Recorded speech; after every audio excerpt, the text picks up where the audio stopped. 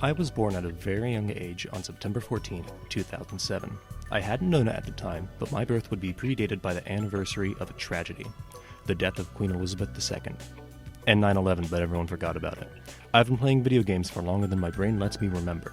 Mostly Sonic Adventure 2, despite it releasing 6 years before I was born.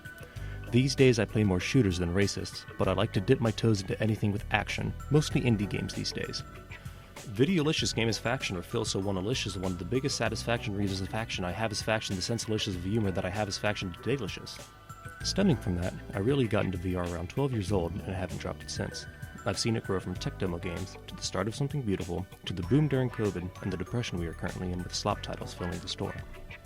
I'm also a pretty big fan of horror. Despite being a pretty big baby when it comes to horror content, I've been a pretty big fan of horror concepts. Psychological horror, analog horror, survival horror, pretty much any genre I find fun. It meshes well with indie projects, but I found most indie horror sticks well with me in video games. I'm a big fan of indie animation, whether it's glitch productions with the amazing Digital Circus and Knights of Guinevere, both of which I highly recommend, or more underground projects like Enna and Lackadaisy. Indie projects genuinely are the lifeblood of whatever industry they are a part of. One final thing, since I couldn't find a good segue for this, I've been a cheerleader since middle school.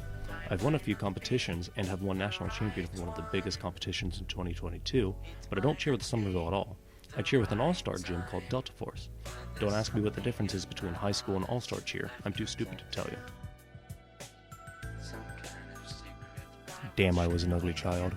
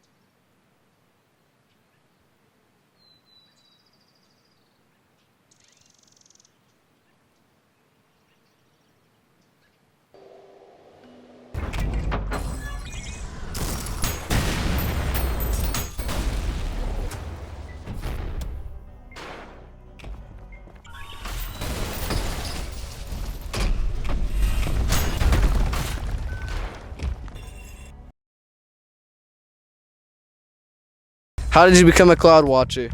When I was a very young boy, I wanted to watch the stars. Tell the stories that the stars want us to tell. Astronomy, that's what it's called. Or astrotheology, I don't remember. Anyway, but then I realized I live in the city, and because of light pollution, I cannot see the stars. So I started watching the clouds instead. And the clouds spoke to me in a way that clouds do not speak to people, because clouds don't have mouths, but they spoke to me. And that's how I became a cloud watcher. And that's called astronomy, by the way. Nuh-uh. If you could describe your personality as a cloud, which cloud would it be and why? I'd have to say that I would be the gastroventicular. They're very camera-shy clouds. You will never see them. You can only see them in the corner of your view, and that perfectly describes me because I did not want to do this in the first place. What is the rarest cloud you have seen? And I mean the rarest cloud. I'd say the rarest cloud that I've seen is one named Jephrem. It's about a 5-star mythic pull cloud, only a 3% chance to appear on any given day. It gives you 75,000 coins in the hit free-to-play game Clouds, a free-for-all, developed by Steam for PC on Steam, Xbox, and PlayStation. What can clouds teach us and why? You see, clouds can teach us a lot of different things. I had a cloud once tell me how to airbend like Korra from The Legend of Korra and Avatar: The Last Legend of Korra. I also had a cloud teach me how to cook a very good souffle. They learned it from Gordon Ramsay. His name was Gordon Ramsay. But I think The biggest thing that I've learned from clouds is about the farmer that took and they were very helpful in having me dispose of that farmer. What is one way clouds can reflect on your life? You see, clouds made me reflect on my wife. Refract? Me when I reflect on my wife. Anyway, you see, clouds made me reflect on my wife because they made me realize that she was a total meanie. You see, she would always barge into my home. We lived in different houses, by the way, because we were rich enough to afford different houses in this stupid economy. She would always barge into my home and she would demand that I make her dinner even though I was the one that worked 24 hours, 8 days a week. I would pay for all the bills and she would go, "Make me dinner." And I'd go, "I work. You are a freeloader." And then she left me 2 years later after we had our first kid, Jeffrey. She was a total witch, a total meanie. What's the most surprising thing you've learned by watching clouds? I'd say the most surprising thing I've learned by watching clouds is that they hate bananas and anything to do with potassium. I threw a banana up one time for them to eat, and they threw it right back down at me. Same speed, same velocity, same everything. Like, perfectly straight angle. They also don't like banana sundaes because they have bananas in it. They love eating ice cream, but if you give them banana pudding flavored ice cream, they toss that crap right back down to you. They're kind of rude about it, I'll be real. If clouds could speak to us, what would they say? You see, I was able to listen to clouds since I was bitten by a radioactive cloud back in 1904. And let me tell you, it's a lot of screaming. They're screaming at us all the time. You know horse betting? You know how people yell at the horses that they bet on all the time? Yeah. It's exactly like that. Like, they're betting on every single moment of our lives. They were betting that this interview wouldn't happen. You see Keith over there? Yeah, he lost a lot of money, dude. Are clouds offended by what we compare them to? Sometimes. So you see, they really like being compared to sheep because sheep are really fluffy, and clouds are really, well, they're not fluffy, but they look fluffy. But they really hate being compared to mashed potatoes. They loathe mashed potatoes, let me tell you.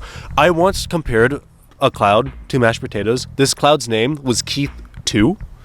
And let me tell you, he hated it. He rained on me so hard. Like thunder, lightning, a little bit of hail in there too.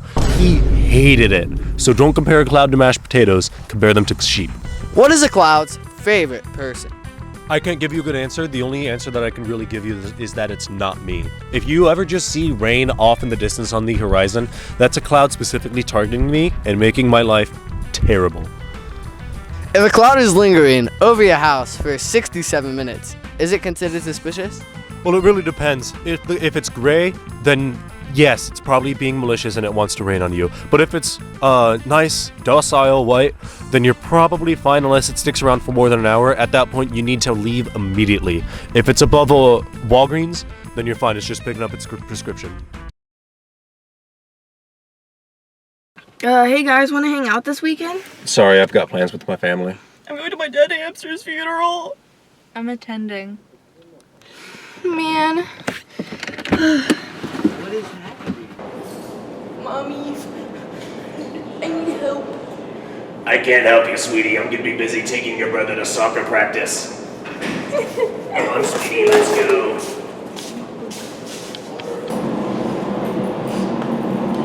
What's wrong? Nobody wants to hang out with me. It's okay. Maybe if you help them, they'll help you. You're right.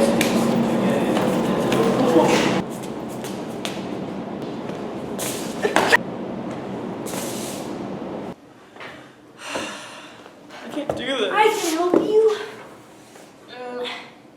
7.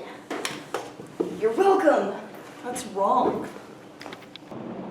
Hey nerd, I heard you're really good at math, so how about you do my homework so I can get a grade? No. They're getting beat up later. Do it then. Do my math homework. Hey, believe me.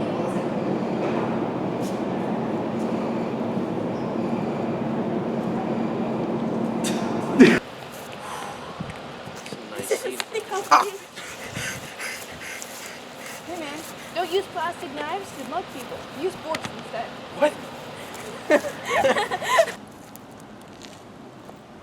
Hello, citizen.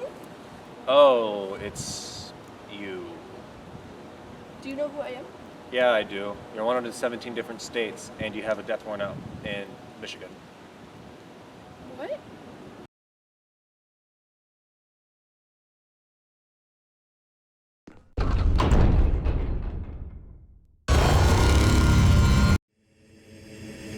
Limbo, lust, all gone, with gluttony soon to follow. Your kind know nothing but hunger, purged all life on the upper layers, and yet they remain unsatiated. As to you, you've taken everything from me